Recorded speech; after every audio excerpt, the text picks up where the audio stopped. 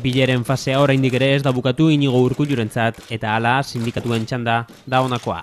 Damaso Casado eta Ainhoa Etxaide, UGT eta LABeko idazkari nagusiak urrenez urren izan ziren atzo lehendakaritzan eta enplegua nola sortzeko formulen inguruan jardun zuten. Oro har, lehendakaria eta sindikatuetako ordezkariak ados azaldu ziren enplegu sorrera martxan jartzeko neurrien premian eta LABekin izandako bileran lan harremanen euskal markoaren aldeko lana ere izan zuten hizketagai. Azken erreforma laboralean pairaturiko kaltea onartuta, Jaurlaritza eskualdeko hitzarmen sektorialen alde borroka egiteko prest azaldu da.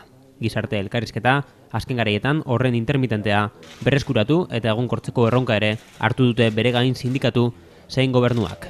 Denarekin ez dira soilik ordezkari sindikalak izan egunotan Jaurlaritzako buruarekin, Panguetako presidenteen iruzkinak ere oso baliagarriak dira Urkullurentzat eta horrela Sabadell Gipuzkoanoko buru den Josep Oliu ere izan da lehendakaritzan.